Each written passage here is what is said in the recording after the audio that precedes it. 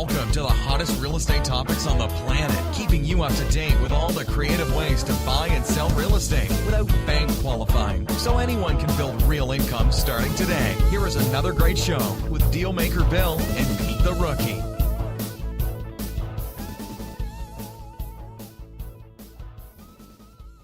All right, here we are at Flipping Houses for Rookies. I'm Bill the Dealmaker. I'm Pete the Rookie.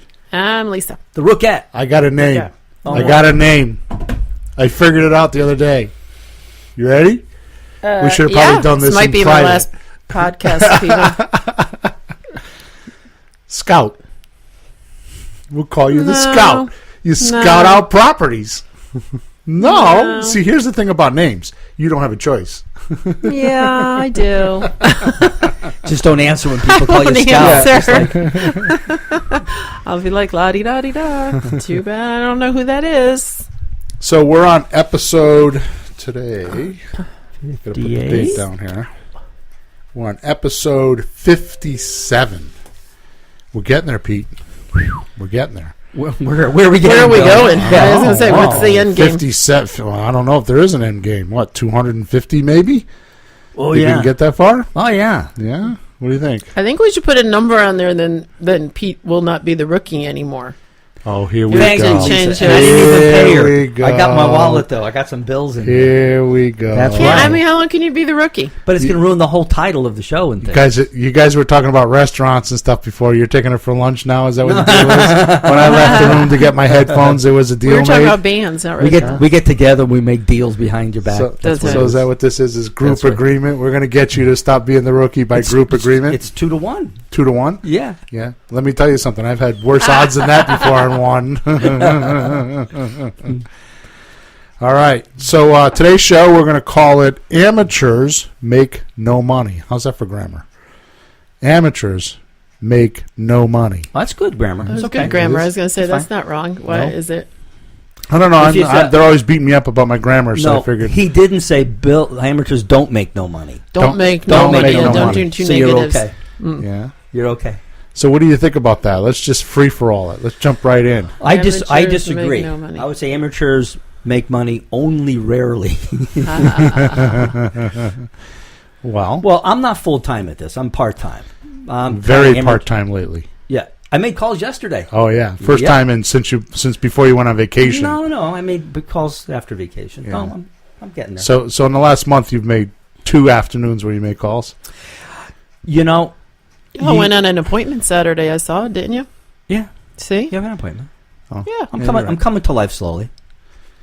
Well, I'm helping you out, you know- Pete. I see it on the calendar. I see you're going on appointments. This isn't ganging up. No, seriously, you write a lot of posts about making an offer every day. Yeah. And someone like me who's still working and trying to get it, I can't think like that. So, like, it doesn't even register. Like, yeah, sure, fine. But I have a new one for me. Talk to somebody every day. You know, not dial 3 numbers and talk to somebody every day. At least talk to one person every day. Make a connection. Yeah, talk to somebody. At least, for me, that would be an improvement. Talk to somebody every day, and then I would make every 2, make an appointment every 3. I'd have a couple appointments every week, and then I would buy something. So I'm starting with that instead of nothing. Because I can't keep up with you. You're like Mr. Dealmaker. Yeah, well, I haven't been such a great deal maker lately, so I think I made 4 or 5 offers last week, but that was, yeah. Okay. See, that's bad for you. Yeah, but they're not terms deals, and I'm not happy about that. I need to get more terms deals. Okay. See, I want to flip. Yeah. So I'm going to keep doing my mail and all that for the terms deals, but I need a flip or 2 to add to the the balance. The piggy bank? That piggy bank, yeah. That's called the credit line. The credit line. Credit line, Oh, yeah. that's right. Now you got a credit line. Yeah, well, I had one, but I upped it, so I have rental money. Okay. What do you think, Lisa? Amateurs don't make no money? Don't make no money. Don't make no money. Well, now we're grammatically wrong, so Don't I will make throw do that money. out there. But I think I don't know that I totally agree. So I guess I'll be interested to see your theory, because I do know plenty of people that it depends on what they want, but they'll do one house every year or 2 years, and yeah, they make money on them. Okay. Yeah. So, I mean, I think it's the no money, but I guess it depends. Like, if you want to do it as a career, doing one every 2 years isn't good. But if you want to do it as a I am an amateur and I'm kind of just doing it. So yeah, I don't know. I don't know where you're going with that, but So we'll tell see. us. Actually, all I did was write the title. I have no intentions at this particular point. Yeah, but you always have something going on up here, so we want to see what you're I mean, really I, thinking. I like always advocate education. So the word amateur to me, I would say like, get some education, if you want to do a little bit more. But everyone does have very different goals in the investing world. I found that out. So, Well, So tell me you know, about that. we're doing So- definitions here. Let's start with a professional. Isn't that somebody who makes money at what they do? They make money, per definition. yeah. Well, an amateur can still make money though, right? Well, I think he's a professional. Well, of course, not to that. Let's see. We're going to find out. Amateur and professional. No, my definition of professional that I remember, I have to look again, is... I'm an if you do- amateur singer. No, I'm only kidding. I make no money at that. Well, see, I'm a professional singer because they've actually paid me because I was actually playing guitar at the same time. So Right. I was grandfather claused in or something. Right. Yeah. But I don't what do you know. get? Interesting. Go ahead. Go ahead. No, No, we wanna see what they- I'm ready. Ready to see where this is going to take us. So, amateur definition number one is one who does something as a pastime rather than as a vocation or profession. Mm-hmm. That's right. So you could do one a year, one every 2 years. You can be an amateur. Right. So, what's a vocation? Like amateur football players, they make money. Job. Amateur baseball players, people make money. Well, that's actually another definition.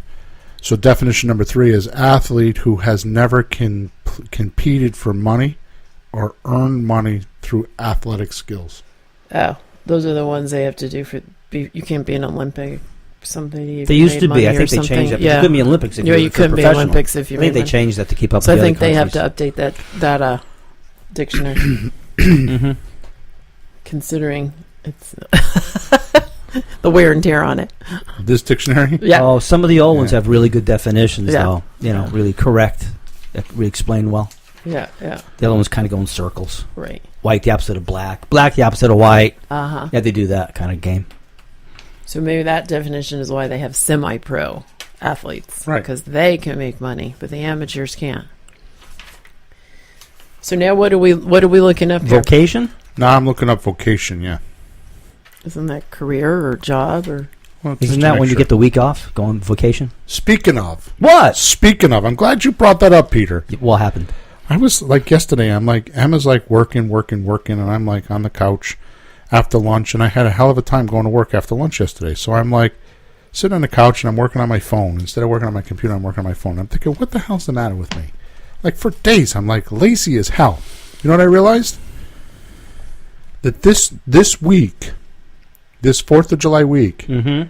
is the first time in probably, I want to say 15 years, maybe 12, but I think it's 15 years that I didn't take a vacation. The staple in my life is the first week of July. Oh, My wife and I were married on the 3rd, okay. and I did that intentionally because when I was in the car business and it always gets slow this week. Even the house business right now Everything is like is slow, slow yeah. because Everyone's everybody's on away. vacation. Definitely in Connecticut, it's like the nicest weeks of the year. Oh, it's nice lately. So it's like everybody goes on vacation. So I just That's decided really to nice. stop. Beach hair, don't care. Yeah, there you go. It's like so nice out. I was telling Emma yesterday I got to go to the beach. I wanted to go this weekend, but I got to work. But I've been working, and I'm like, Yeah. my body's like, no, you're supposed to be on vacation. You're supposed to be at the beach drinking cocktails with your sister or somebody. I did that this weekend. It was There you good. go. Okay, vocation, occupation or profession, trade. So there you go. Yo, job. So amateur. You Once gonna do again, professional too while you're there? It's a one who does something as a pastime rather than as a vocation or profession. That's what I was saying. It was. Okay. So therefore, I don't know where we're going with the no money thing because you Don't can make but no again, real money. Well, if you want, qualify it. Yeah, we'll do that. We're making Now the we're show as we go. qualifying it. Oh boy. Well, You can do that. You have a title, then you build a show around it. yeah, whatever. Well, while you're looking, I've run into a number of guys that I've gone see in their houses, and these are landlords. And these are guys who are, quote, amateurs, because they would buy a house, 20% down, pay the bank, total traditional, And then a few years later, do it again, pay the bank, do it again. And by the time they're 60, 70, 80, they have 5 houses. That's a retirement plan. Bill does that, you do that in a year, he does that in half a year, whatever. But that's their plan, just to have something to retire on. So they spent their whole life building up to this one thing. And then you try to buy their house, and they don't know what to do with it. They sell with a realtor. They lose tons of money on capital gains, taxes, and everything. Well, how about if you do a terms deal where you stretch it out a little bit? Well, they scratch their head. They don't know. They don't know how much the house cost them to the expenses. They don't know what their profit is. They don't really pay any attention to it. Right, they just know they're getting money. Yeah, how much did it cost to sell your last house? I don't know. My son took care of it. I don't know. So it's hard to have a conversation with them to go over numbers because they don't know numbers. Right. They just want to have it go away somehow and not bother them, right? So that's why I've seen 3 or 4 landlords and they're tiring me out. So as amateurs, but they built up this kind of cash flow when they retire. Right. Okay, so Not a bad profession. The word profession, not professional. Profession. A profession. So a profession is, definition number 1 is occupation that requires special education and training as law, medicine, or theology. Mm-hmm. So that was where I was at with my head. Yep. Is a profession is like somebody that has an education. They know what they're doing. Yeah. As an amateur, you can do it, but you're not technically educated at it. No, that's what I was just saying in my example. These landlords, they're nice guys. They're smart enough to just pull it off, but they just did it the hard way. Yeah. And they lose a lot. They spent a lot on the houses because they paid mortgage with double, triple the amount of purchase price. And then they sell it. They get killed with all these taxes and fees and capital gains. They just don't have a strategy. They never studied it. They just, I'll buy a house. They buy another house. So this is interesting. The derivation for profession is Latin professio. Professio. And it's declaration, a business. That's the derivation. Declaration, a business. As profession. Huh. Okay. A business. So. An amateur. Oh my God, the derivation did it all. Oh. So amateur, the derivation is French amateur, which is lover of something, dilettante, from Latin amateur, lover. Uh-huh. So what's a dilettante? That's somebody who goofs around and dabbles in this, dabbles in that, never really gets good at any one particular thing, thinks he knows everything. Jack of all trades. Yeah. Knows Master everything. of none. Master of none. Yeah, I just wrote an email on this. Did you guys get the email the last day or so? Maybe it hasn't come out yet. Because We get all your emails. Yeah, I don't remember that one yet. You don't read them, though. Yes, we do. They come out every day. Yes, we do. Yeah, just wrote an email on this. Mm-hmm. Being a dilettante. So you're talking about somebody who just doesn't bother to learn.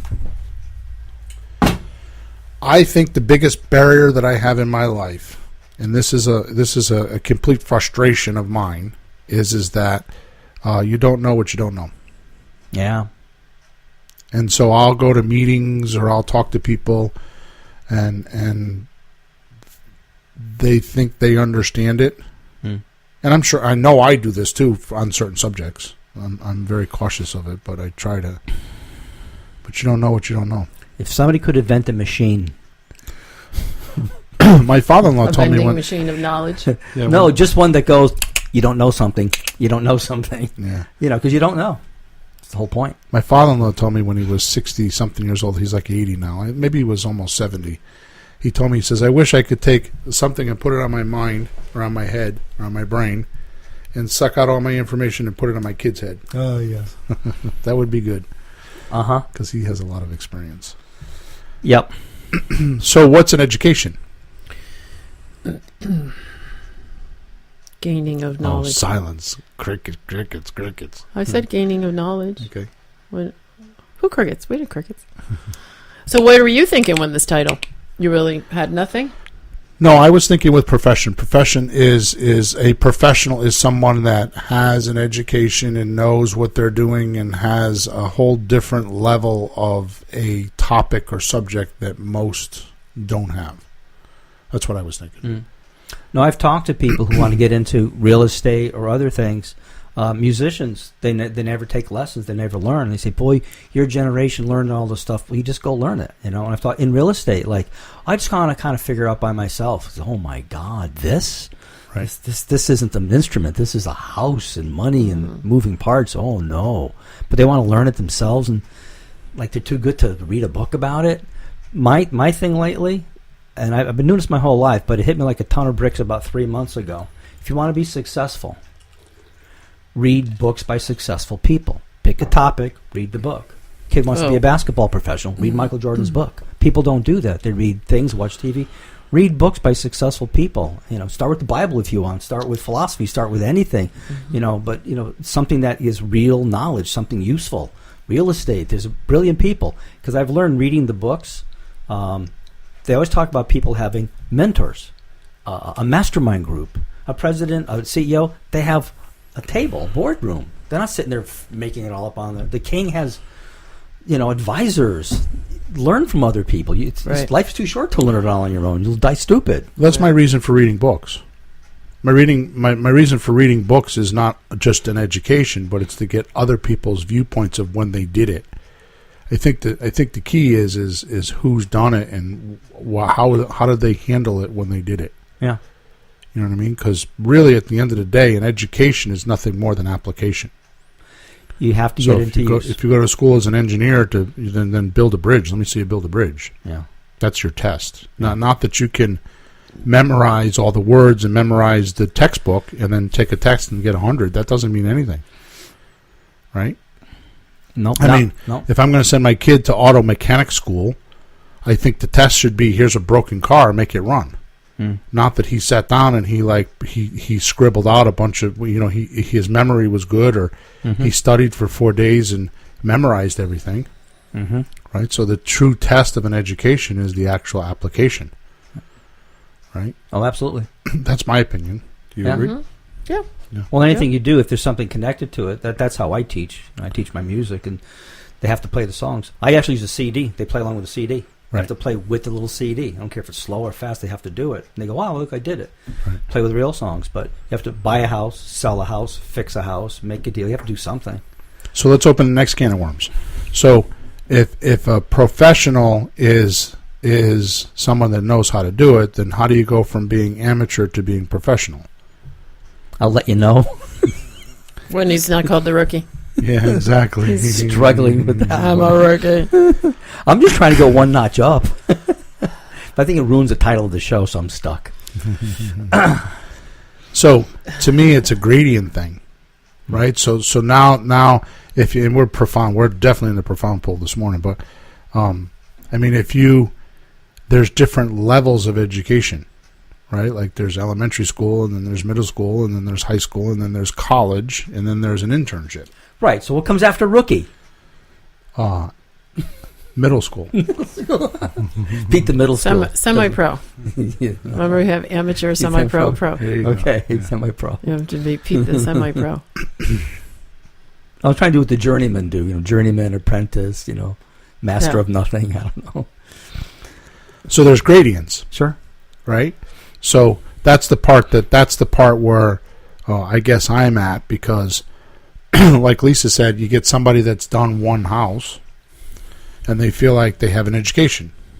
Well, yeah, they have an elementary education. They don't have a high school education, or they don't definitely have a college education. Or maybe it is a high school, but it's definitely not college, just because they've done 1 or 2 houses, or 10 houses, or 20 houses, or 50 houses, or 100 houses. I mean, my education compared to Ron LeGrand is minimal. I mean, I've done a few hundred houses, we'll say 150 houses, whatever, but he's done 3,000. Yeah. So me against him is, I mean, he's forgotten what I haven't learned yet. Well, I think it's not how many you do. It's the problem of, because I did one house with you, flipped it, and so I know that. But the next one's not going to be the same. Right. And the next one's not going to be the same. That's why people keep watching those TV shows, because every house looks a little different. It winds up a little different. Right. So no matter how many houses you've done, is the next one going to be exactly like the other ones? No, after a while, I don't think you get too many surprises, but you probably still get something different once in a while, don't you? Yeah, every house is different. Yeah. So Every house is different. So no matter how much, because you said you just don't know everything. You couldn't, because the next house will be something else. So, Right. but at least experience will get you to the point where you could figure out what to do with it. Right. Well, I think what experience does is it's allowed you to go through that turmoil and come up with a solution. It may not have been the correct solution, but at least you've seen it. I think what that does is it gives you foresight, so you see it coming. I mean, I personally think that what makes a really good executive, what makes a really good executive in any industry is the ability to identify indicators. You know, like, I don't have any money in the checkbook. Well, that's an indicator, but it's probably been coming to that for 2 months, 3 months, 8 months, 6 months, whatever it is. There were indicators way before there was no money in the checkbook. Right. You know, like we were selling 100 bottles of water, and now we're selling 97. You know, now we're selling 88. Now we're selling 50. Now we're all the way down to we're only selling 5 bottles of water, and there's no money in the checkbook. So there were indicators there all along. So it's to me, a good executive notices those indicators. First of all, I got to manage by statistics, because you can't. If you don't manage by statistics, it's just like rumors and opinions and and like right now, I'm not. You know, I'm not managing by statistics. I was, but I'm not. I mean, I kind of go in and out of that fad. You know, but if you're not measuring with statistics, you can't notice the indicators. You know, or the out points. You know, things that are not out.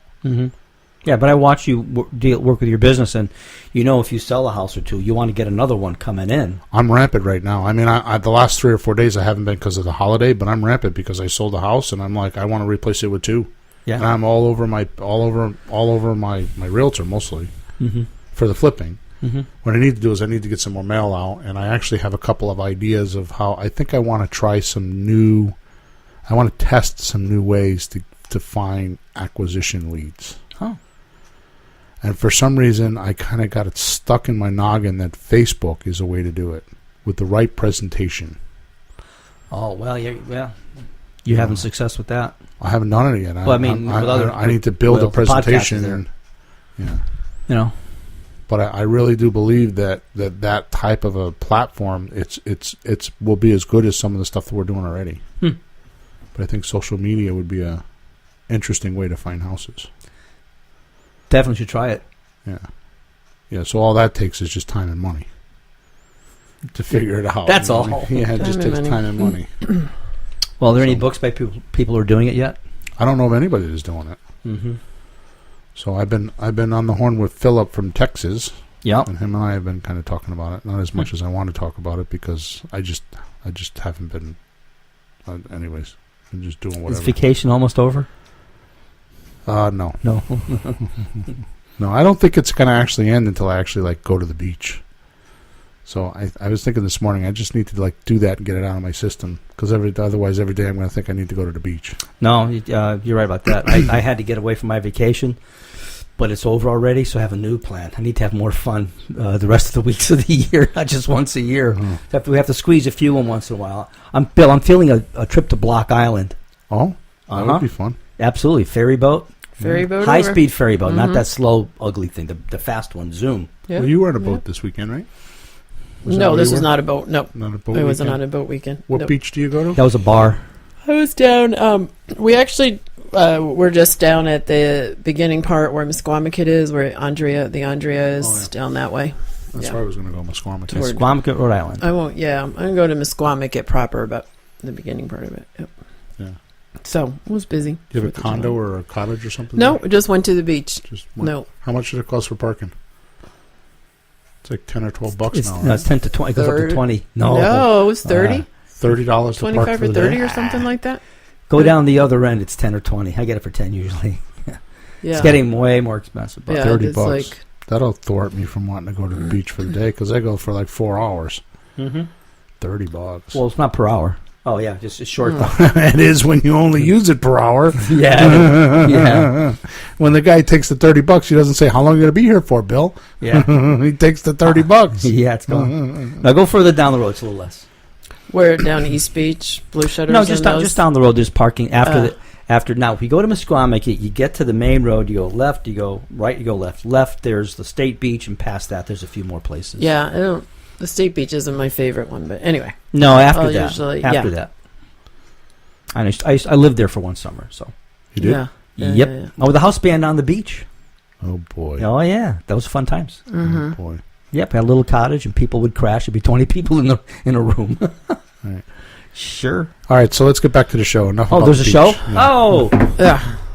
You just need to go to the beach, get it out of your system. Yes. So, so let's kind of put this together now. So, Yeah, where are we going? so this is Planet Bill now. So I think really the difference between an amateur and a pro is I think a pro actually has a system. You know what I mean? Mm. He has a procedure that he uses, and it was set up based on his experience or somebody else's experience. Do you agree? Yeah. No. I guess I just think of the amateurs could have systems too, because again, it's what they want to do. Like pros have systems where they're going to just perform at this level. And whether it's sports or investing or whatever, you are just a machine and you're pumping out houses or you're pumping out whatever. And an amateur can still do it. It's just on a different scale. You know, again, if you're doing one house every year, you have a system of doing that. So, so that's what I think the difference is. It's like the level of what you want to produce. Because if you want to produce 100 houses a year, you are going to have knowledge, you're going to have systems, you're going to have all that. So based on what you're saying, Yeah. they're synonyms. Yep. But we just read the definition in the dictionary, and it didn't say that. Yeah, did amateur said you do it as a passive. So again, it's the Whoa. degree of what you want to do it. It's not your profession, so maybe you do it here. Maybe you don't have the same systems that you do when you're doing 100 houses. Probably the biggest difference is if they actually learn about the business, or just That's kind of right. If make you're it a up, professional, you're or going make to it up know as you every go. aspect of it, right? you know, or just follow the existing Right. system of realtor, bank, deposit, down payment. You're which reading is, that again? We just did it. We said it was amateur is. Right. You said passive. That was the wrong word. No, I thought that was the word they used. I'm going to look up a different word. Pastime. Oh, it's a pastime, but it is. But I think the difference Pastime is passive. an Jim. amateur So the- won't study. So the definition of a Well, you dilettante. learn what you need to learn, right? Well, they kind of go on their own though, instead of like studying. Like, would he learn run the grand? Like learning That's what from. I'm saying. That's what makes you Right. the professional, because you're doing it to a degree that you want to. Here's a classic High example. level This is a degree. classic example. Like where- I can play tennis, Mm-hmm. but I'm an amateur. so here, But you here- know what I mean? I'm not going to. here's what I think in a nutshell. Yes. Okay, so you go out and you go out and look at a house, and you walk around the house and you talk to the people. Yep. Okay, so is that an amateur or a professional? Walk around the house and you talk to the people. You just talk to them, and whatever comes up in conversation, you just kind of chit chat about it, and then you do whatever. Is that an amateur or a professional? I'm going to lean toward amateur. Okay. Okay, so now the same 'Cause- person has thought about what he's going to say. He has a script, which, by the way, the definition of a script is just System. thought is you thought about it and manufactured your words before you said them. That's right. So you word crafted them Yeah. so that you say the right things. Right. So now the same person goes out and they actually use a script and they actually do a presentation, a formulated. Presentation. Yep. Is that a professional or an amateur? I'm professional. Do you see the difference? Yeah, I do, but I don't think we're saying different things. Okay. But okay. Yeah. No, I do. So Why is this- so it's just we're like really agreeing, but go ahead. a dilettante is one who pursues I and just like that word. a dilettante, yeah, because it says a lot. one who pursues an art or science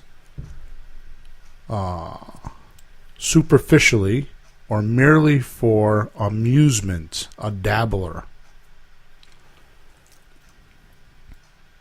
The one I got online the other day was much better, but it's a dabbler. They're a dabbler, so they don't take it serious. Yeah.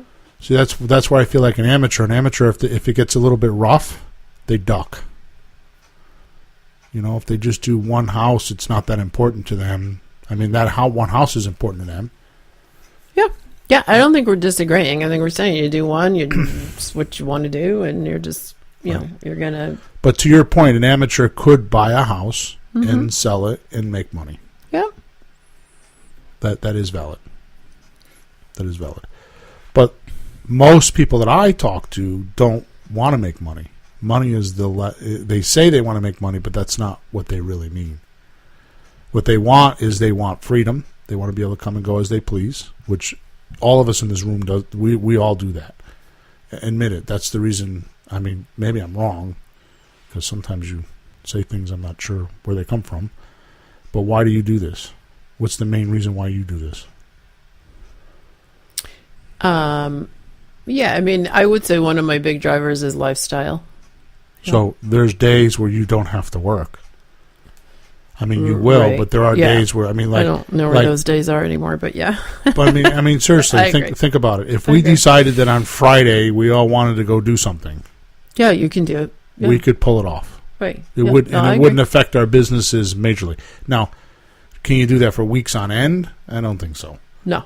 But definitely lifestyle to me is a driver. Right. Now, the only reason why you can live that lifestyle is because there's an income or there's support for it. Support meaning money, or maybe somebody else is supporting you. But there's a way to support that lifestyle. Right. Right. That's right. So the difference is with an amateur, they don't, when I read the word professional, it's somebody that it's a career. It's something that they do full time. Right. It's somebody that does it. Yeah, I agree. So. And when you do it full time, you're going to take the time to learn it and be educated and. Well, some people do, some people don't. Right. Some people do, some people don't. I mean, the biggest saying that I mean, Ron LeGrand says it, but he didn't invent it because I found it someplace else. I forgot who the guy's name is, but I have it in a book upstairs. But you think education's, and this is the saying, you think education's expensive. You should try ignorance. I tried both. Right. Education's a lot cheaper. Now, what's education? Because a lot of people throw that word around like, they're mentors or they're educators. Like there's gurus that I know that charge, Peter, $30,000-$50,000 for an education.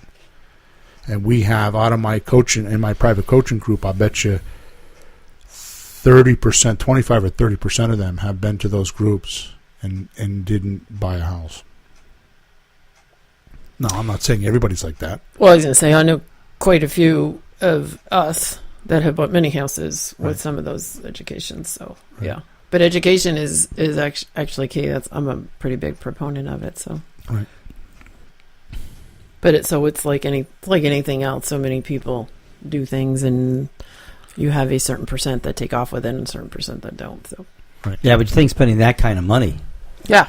No, I see it. It wasn't the $300 weekend they went to. I know. It's like, how much? And they still haven't. And I was just disappointed. I went to one of those weekends, and I realized it'd be something to spend. Fine. It was more than I thought. But I said, what am I going to get for that? Yeah. This company is not even in Connecticut. I didn't even know where it was. It was in some other state. How are they going to help me? They're in another state entirely. So I felt uncomfortable with it. Yeah. Yeah. So, no, I mean there's that's why there's so many different companies out there. Like you know what I mean? Like you find that one that fits you because it's because they are the group you're going to be with. So find the right one, and and if you want them to be local and right here, then absolutely, yeah. Oh yeah, yeah. It's called Bill. So when you're educating yourself, right? So That's interesting you bring that up, because what I'm thinking is when you educate yourself, first of all, what is the definition of education, which I think we just talked about. Well, I gave you my definition of it. It's the ability to assimilate information and apply it. Mm-hmm. Yep. So what I find is that, first of all, whoever taught you to study, that's the first out point. Because you've been colleged. Whoever taught you to study. I've been colleged. Didn't you say you went to college? Yeah, I didn't know college It's a new was a verb. word. It's a new verb. Lately, Well, you've verb. been colleged. Huh? My attorney says that all the time. College? You've been colleged? He does. I think you made it up. Yeah.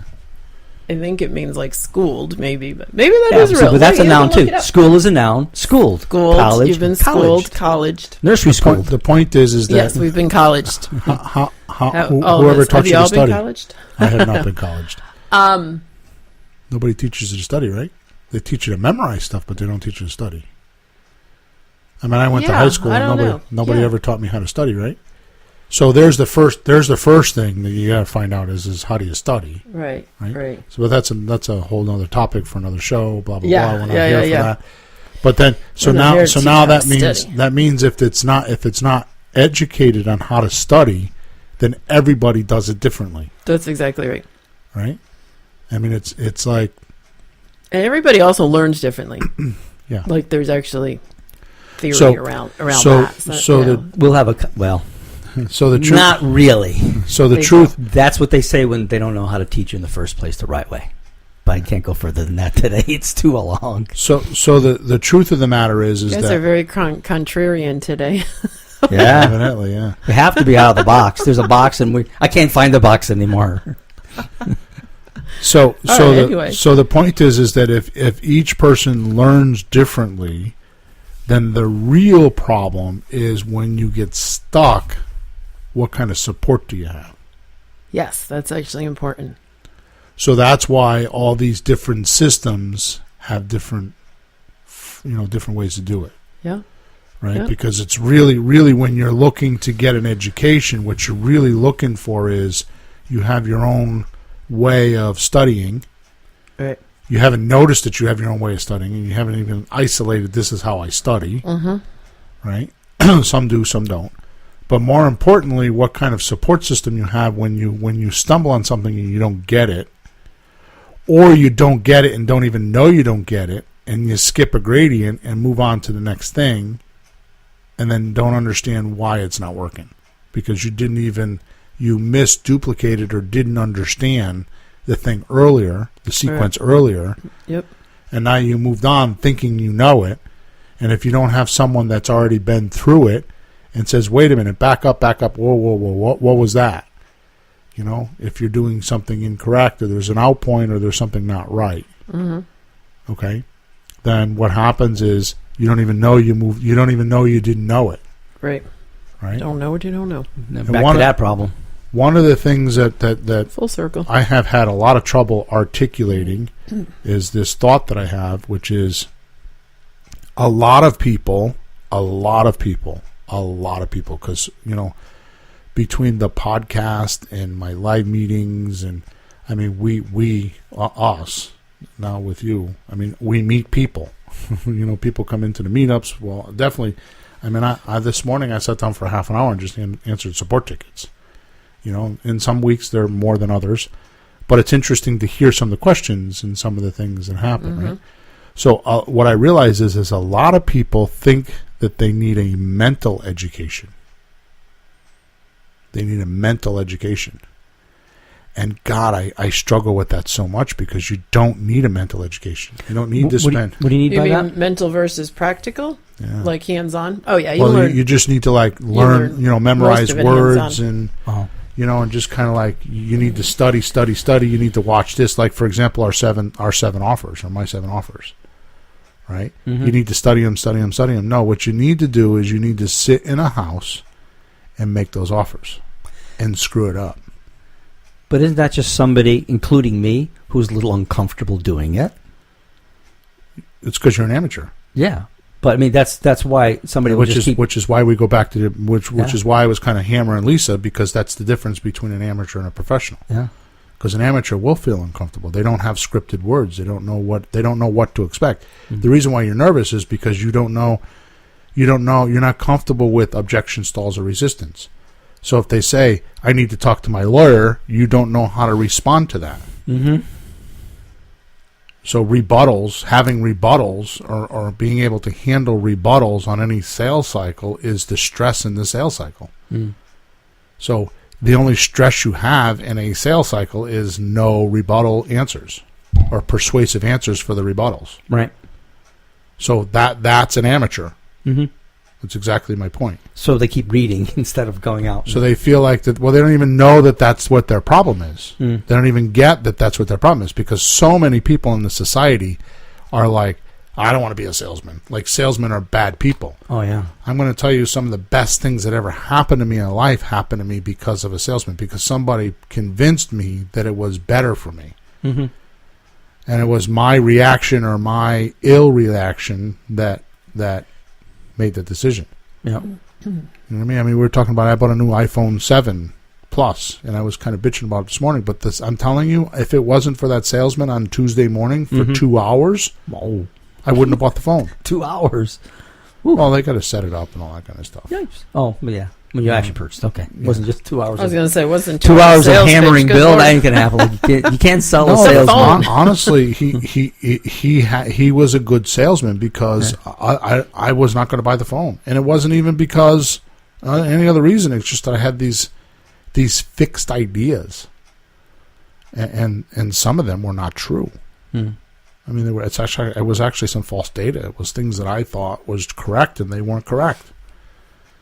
You know what I mean? Mm-hmm. So it's just the function of the phone and how it works, and you know, and finally at the end of the day, what I thought, what actually sold me was myself. But it's like, this is no different than like having a checkbook. My phone is a tool. I mean, think about it, Peter.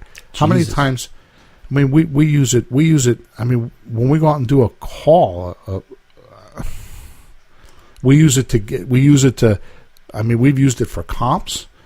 Right? Oh, yeah. On our way to the call, on our way to the At the beach. Yeah. Remember that day? We were thinking, gee, we were sitting in the car going like, man, is that house worth that much? It's a little cottage. It's on the beach, but is it worth that much? Comps right on the phone. So we go on Zillow and we Yeah, actually like- drive around and look at houses, and the prices of the houses are right on the phone. Yeah. Right? So we do comps. So your phones are actually computers with a phone on them. But that's what my point That's is. really what they So are. here I Yeah. am kind of, Yep. like thinking, oh my God, and I'm like, why shouldn't, I mean, as much business as I do, why shouldn't I have the latest technology to do it? And that's what ended up closing me in the end. Yeah, I I'm don't know a how you should. proponent of cool phones. Yeah. Well, a lot of people use the phone because it's cool, but to me, it's my business. Some people, the phone rings and they go, "Oh, who is it?" Me, it's like, "Who is it?" Because Right. it's money, It's it's money. business. Yeah. You know, it's and you can do a lot with them. It's just crazy. I don't know how I got along without it a couple of years I mean, back. GPS is another thing, right? I mean, GPS. Me, I record everything. We get into the calls, and I record everything right on my phone. I record all the calls, and we have all those calls, and then we go back. I mean, I've got students that record. Like yesterday, I was listening to recordings of students that were on the phone.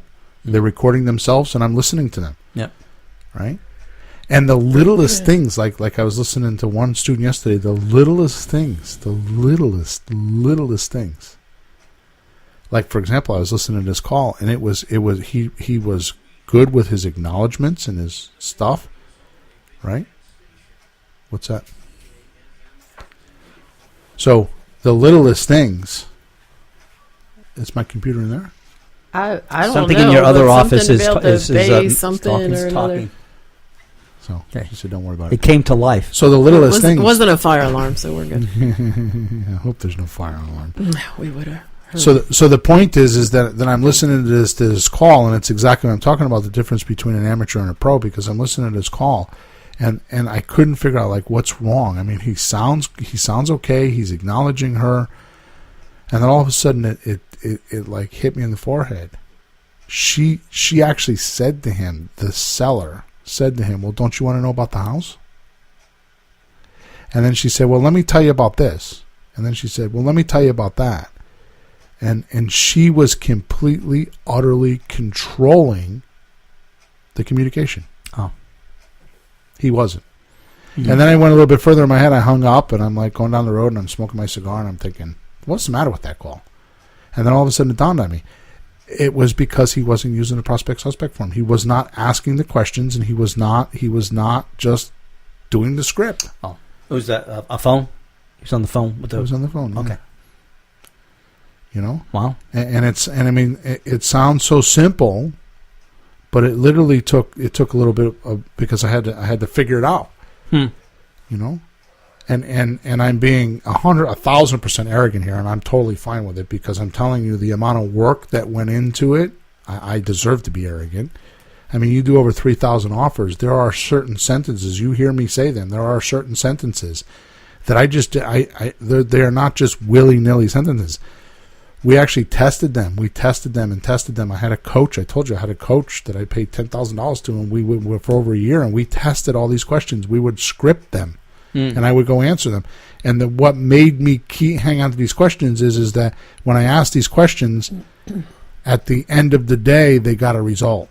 They got the most amount of results with the most amount of people. So we didn't just like try it 1 or 2 people. We tried on 10 or 12 people or 15 people, because at the time I was doing 12 or 15 presentations a week. So I would try it on, 15 or 20 people or more. And it's amazing. You got a good question when you get...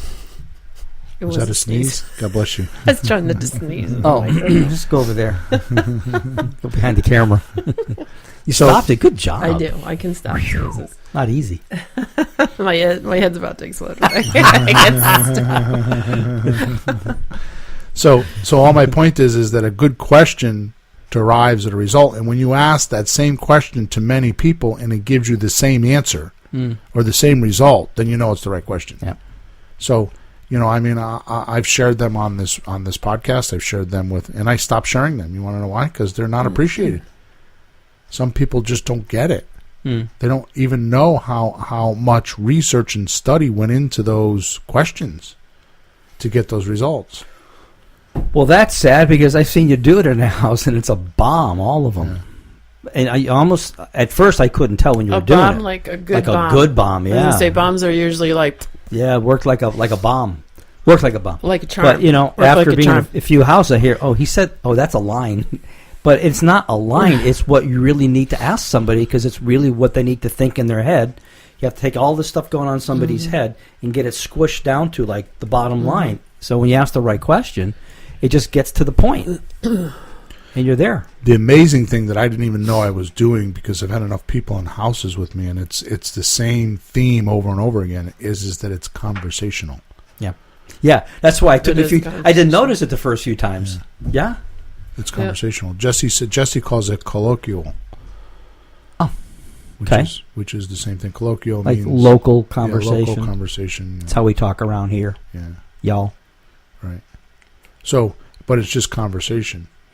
Well, speaking of the prospect suspect form, the first, 10 or 20 that I did, I was asking the questions, but then I'd hear you do, and I'm thinking, God, I'm stiff. It's just bad. Right. And at some point, I just got through to me that I could actually talk to the person.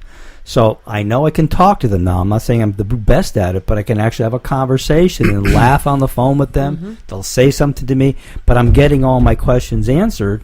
But it took a while for me, and I'm pretty friendly. I'm pretty personable. I can talk to people. It took me 10, 20 just to get where I calmed down, just like, how much is the mortgage, But you have to get to the point where you're talking to them, and they talk back. They're so happy you called. It's not like they're annoyed that you're calling them. They got a house for sale. They want to talk to somebody. But it took me a few months of practice just to get calmed down and have a conversation. You kept trying to tell me, but I got it. I'm trying to perfect it from there. But so here's one of those simplicities that is so simple that you won't get the magnitude of the information. So let's just finish the call up with this. Finish up the podcast with this, all right? So I just wrote this. I just wrote an email on this the other day, and I think it comes out next week. Anyways, so here it is. You ready? Yeah. So you have an ideal scene, okay, and then you have an existing scene, and there's a gap between them.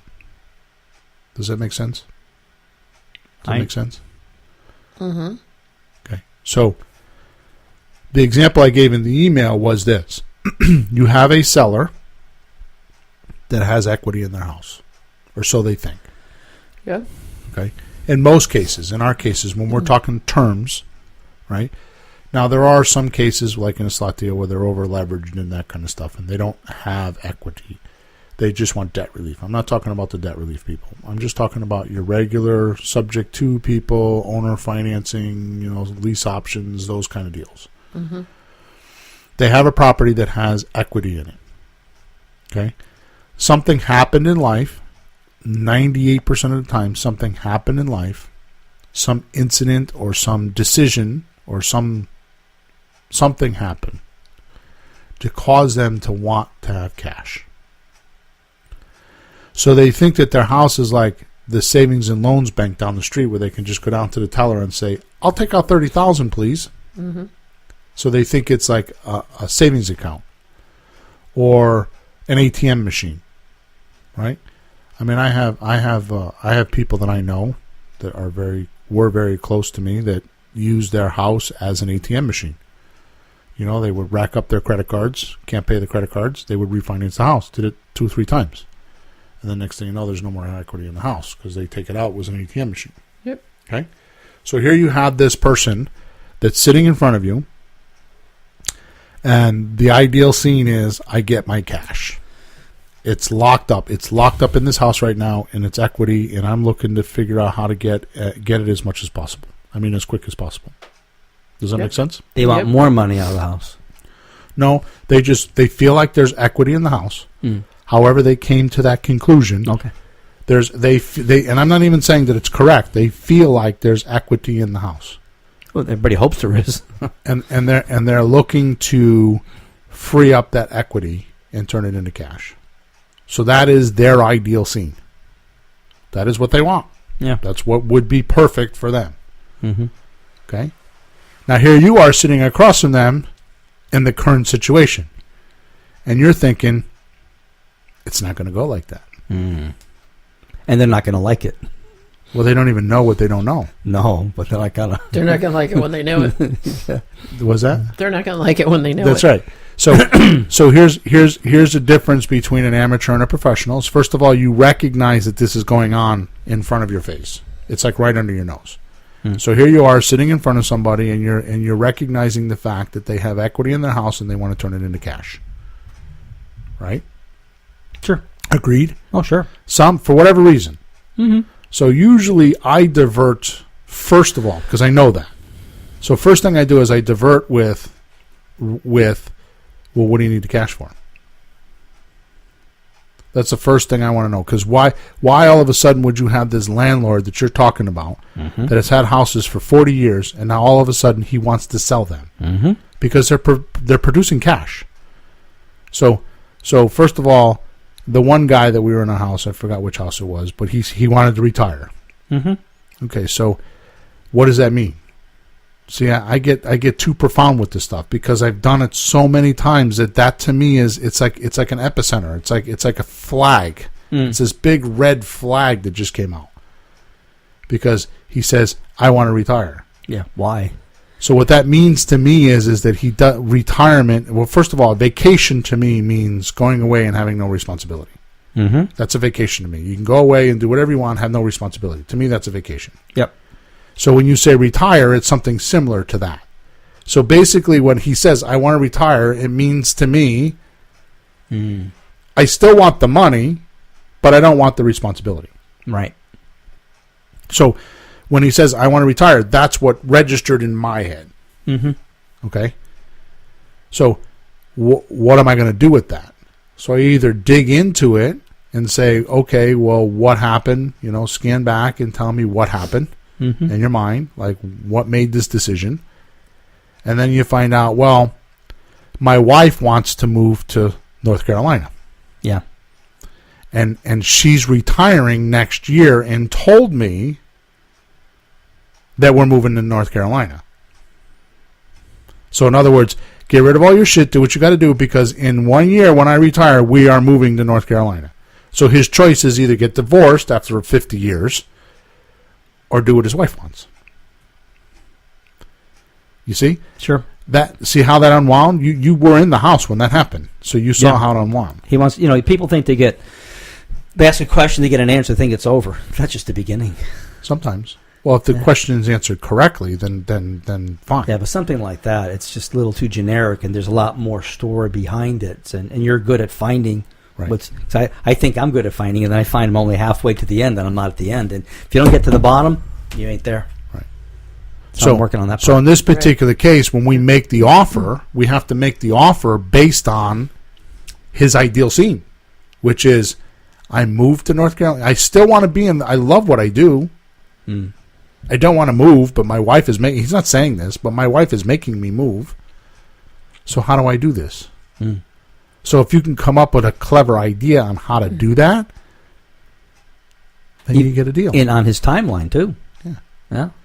Right? Now, these are terms deals. These are much different than like going on the MLS and find a house on the MLS, because it's much different. But it's not, an amateur's not doing that. That's all my point is. Right. You know, it's a worked art. But it starts with, excuse me, you have an ideal scene, okay, and we have a current scene or an existing scene. Now, is there an ideal scene that he has and an ideal scene that you have? No, you have to go by his ideal scene. By his. It's not working. Yeah. Well, I'm just thinking my ideal scene is I want to buy the guy's house, but it's based on what he's trying to do. But does it matter to you how you buy his house? No. What matters is what he needs. Does it matter whether it's subject to or whether it's cash or whether it's... Does it matter to you? One deal may be better than the other, but any deal's better than no deal. Right. As At long the end as of the it fits, day, you know, what you need. if you have a property that you're controlling or you purchased, then you're cash flowing. Yeah. You know, going back to money now, money monthly, money later, you decide which one or all three are you going to use. Mm-hmm. And as long as you got one of those or three of those, then you're happy. Yeah. So it really doesn't matter. Does it matter to you? Nope.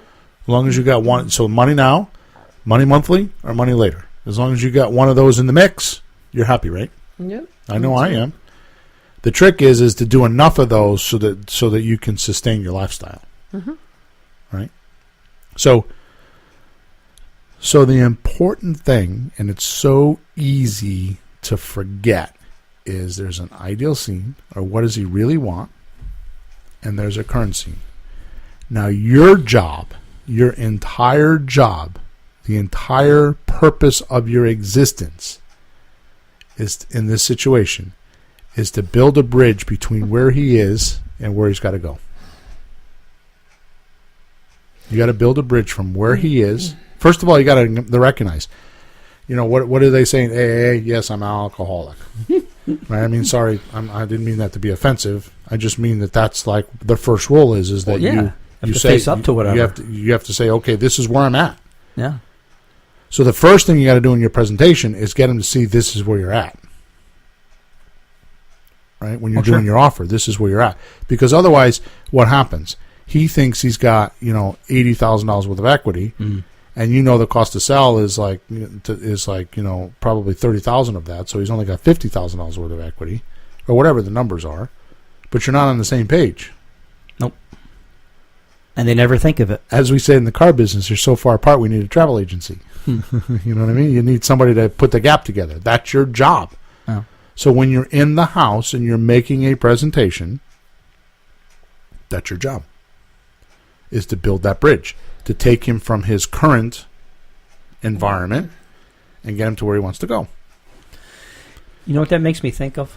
We have a common friend, and you've mentioned something he said, and I actually saw him say it the other day. And he says, whatever business you're in, it's not about the money. And you think, what are you talking about?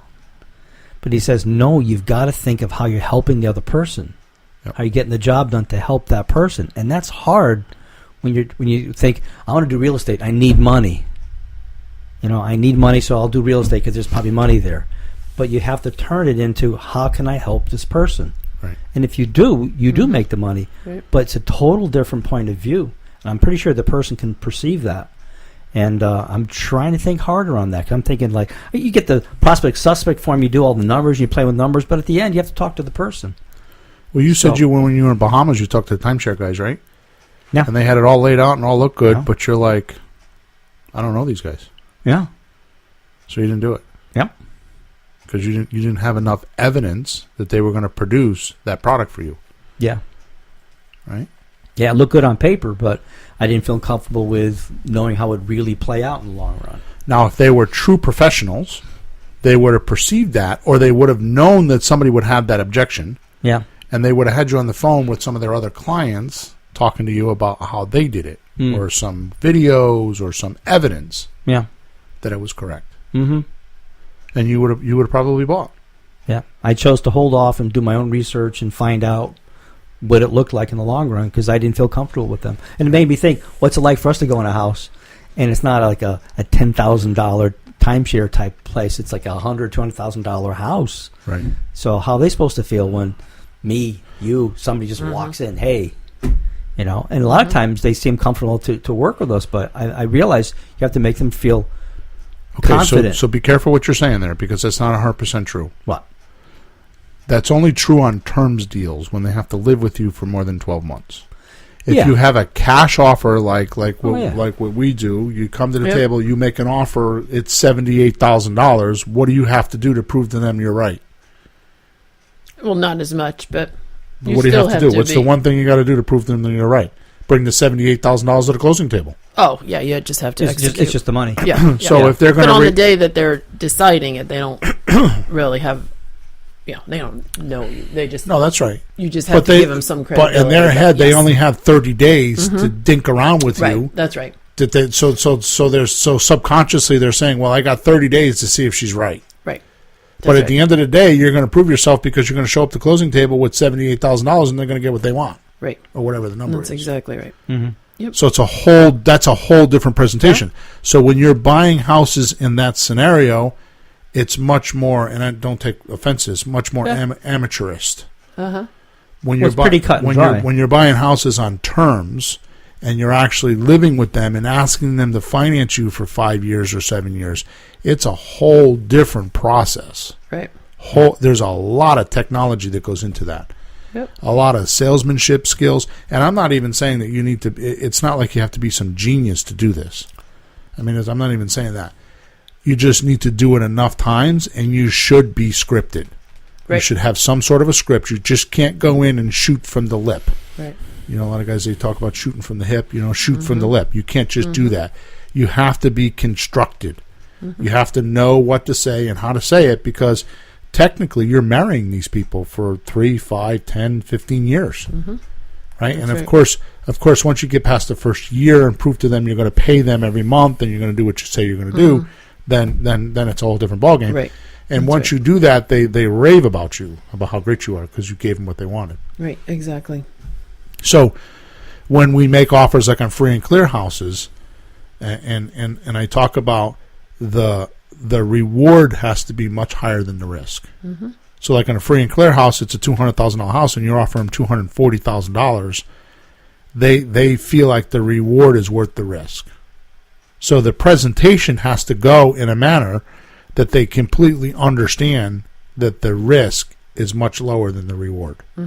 That's right. So when you're presenting to them, you have to let them see that. You have to get them to understand that yes, there is some risk to this, but it's a calculated risk, and the reward is much higher. And to the degree that you don't put those two things together, that comparative type of a offer, like the house we were in for Peter, I didn't do a good job with that. The risk and the reward was off. That's why we didn't buy that house. But to be honest with you, Well, to be 100% honest I with didn't really you, feel like he had a serious problem he was trying to solve. I'm going to tell you exactly what I feel like happened in Right. our house, and it took me a week to figure it out. Oh, okay. You ready? Yeah, I'm ready. This is completely like blah. This is just plain and Bill. Honestly, I thought the guy was a complete, utter, absolute snob. And I didn't like him. No, I didn't dislike him. I just didn't think he was a guy that I wanted to live with for 5 years. Yeah, that could be, but again, like I just didn't feel like he was really pained.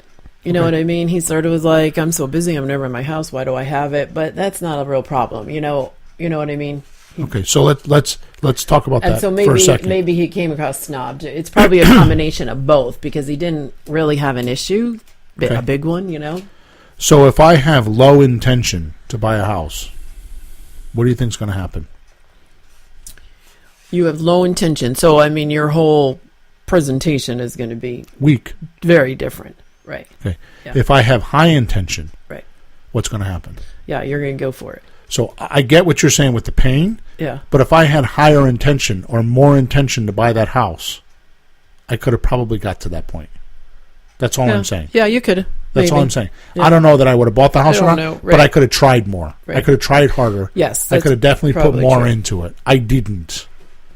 Just because I'm thinking, I mean, I've never had anybody ever tell me that they have to do a criminal background check on me because his job requires that, because he's Well- like some higher up position in some college. Right. Right. I've never had anybody. He's a tell me state that. employee or something that Yeah. needed. And that he can't afford to have me screw up his reputation. Yeah. That's what he was telling me. And I Yeah, was like, like I said, I think he was also just saying stuff.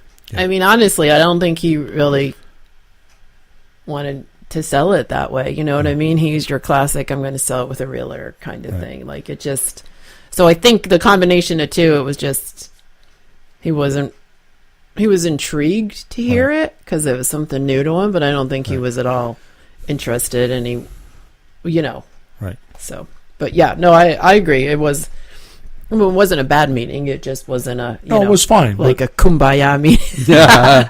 Yeah. I can tell Like you, I've left houses where like I think the people are going to invite me in for holidays and stuff, Right. and that wasn't one of them. It Right. was like, alrighty, bye bye. right. Well, he Yeah. was a bit cold to begin with, anyways, because just Yeah, went in I the mean, he house. sort of had an aloofness to him because I just think He I think thought who he even on the was. message when we confirmed the thing there, he was sort of like, I'm busy, but if if it Right. takes 10 minutes, I don't think he really thought it was going to take much time or whatever. But So isn't that amazing? That's the last thing I want to say. Isn't that Yeah. amazing?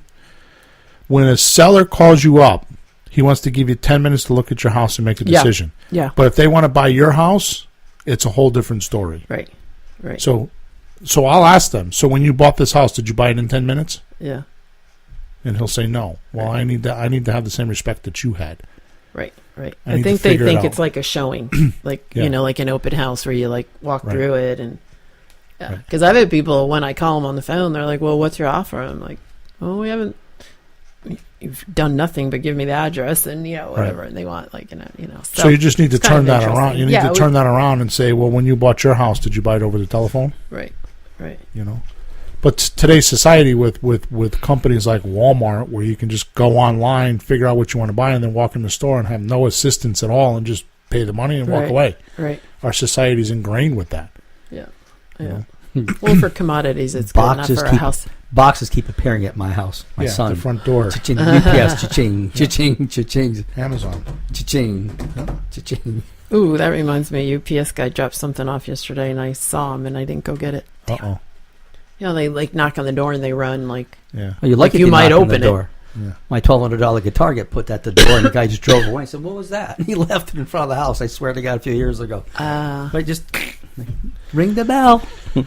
Okay, my so guy I don't know if I was knocks, clear like, enough in this whatever. show, but the difference I don't between know. an amateur and a professional, I think the thing that I'm trying to say is that a professional spends a little bit more time in articulating what he does and how he does it. He thinks about it before he does it.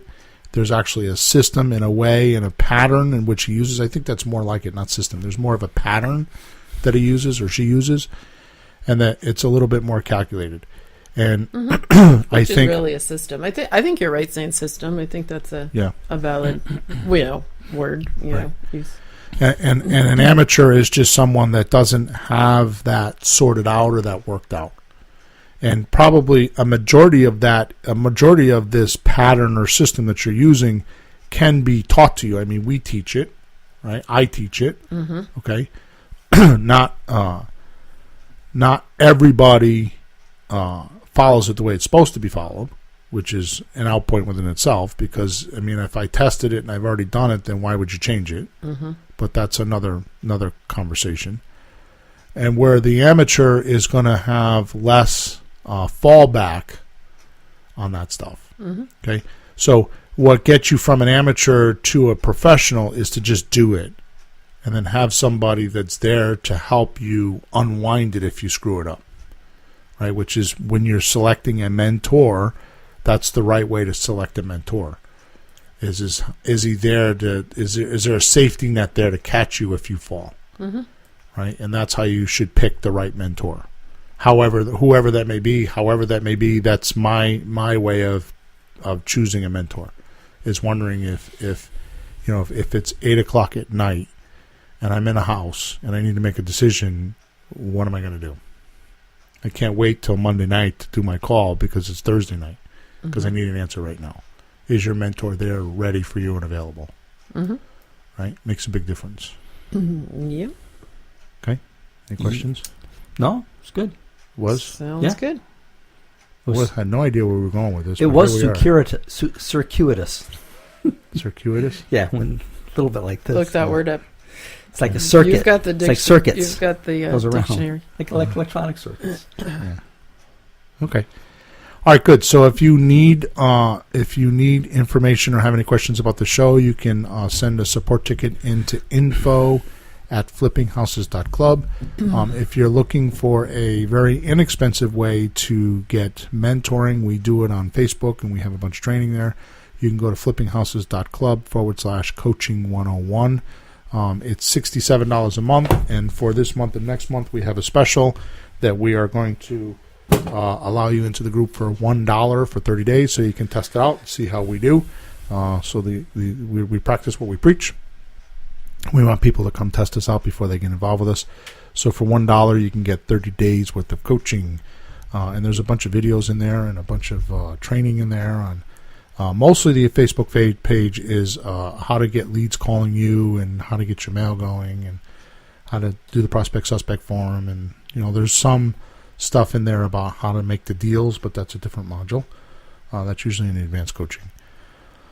Okay, so flippinghouses.club/coaching101 can get you there, or you can send a support ticket into info@flippinghouses.club. All right, and we went way over. We are an hour and 10 minutes today. Wow. So we are going to jump off the podcast, and then we're going to go into the post-podcast, which is where we actually go into the Coaching 101 Facebook page, which is a private closed page, and we answer questions. So sometimes we're there for 10 or 15 minutes, and sometimes we're there for 45 minutes, depending on who's there. So part of your $67 a month is we get people to... If you have questions, you can go on there and ask your questions, and we can answer them. Okay? So over and out. Thanks, guys. I'm sorry it was what was the word? Circuitous. Sorry about that. That's okay. Well, that's all right. But at least it wasn't, yeah, whatever. I don't even know what to say about that. Say goodbye. See you next week. Bye. Bye-bye. Over and out.